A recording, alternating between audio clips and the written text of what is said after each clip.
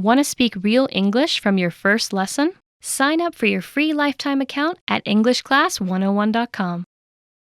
Hi everybody, welcome back to Know Your Verbs. My name is Alicia, and in this episode, we're going to talk about the verb stress. Let's get started. Let's start with the basic definition of the verb stress. To stress means to worry about something. Some examples. I'm stressing about my job. Don't stress so much. Okay, now let's look at the conjugations for this verb. Present, stress, stresses. Past, stressed. Past participle, stressed. Progressive, stressing. Now let's talk about some additional meanings for this verb. The first additional meaning for stress is to emphasize something. Some examples. I want to stress how important this is. He stressed the seriousness of the situation. So in both of these example sentences, we can replace the verb stress with the word emphasize. In the first example sentence, I want to stress how important this is, we can replace the verb stress with emphasize, and the meaning stays the same.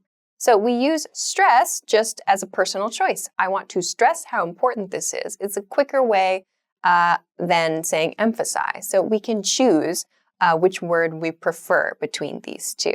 In the second example sentence, he stressed the seriousness of the situation. It's like saying emphasize. Again, we can replace stressed with the word emphasized in the past tense here. He emphasized the seriousness of the situation. So in this case, emphasize and stress are interchangeable. The second additional meaning is to pronounce with more force than other syllables. Some examples. Stress the first syllable in the word beautiful. You're stressing the wrong syllable. So this use of stress means emphasize, yes, but we use this when we're talking about speech.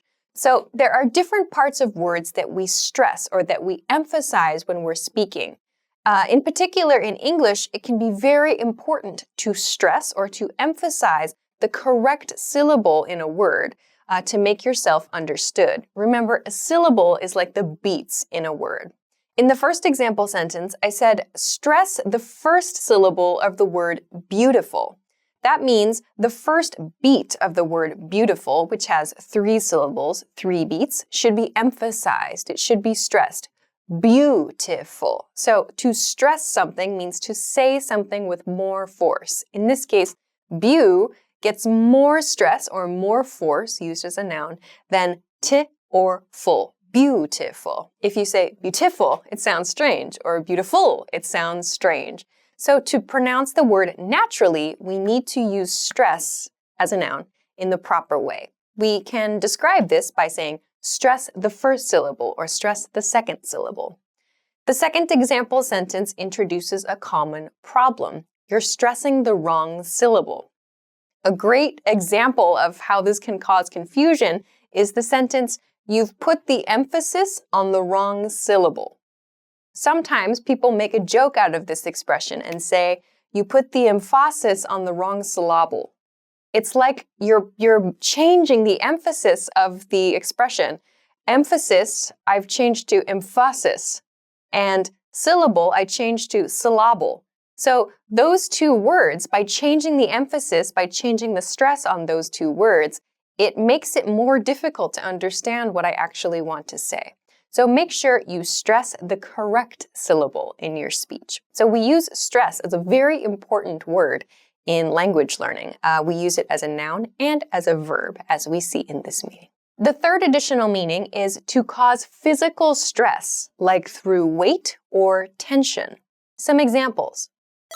The roof is stressed beyond safe limits.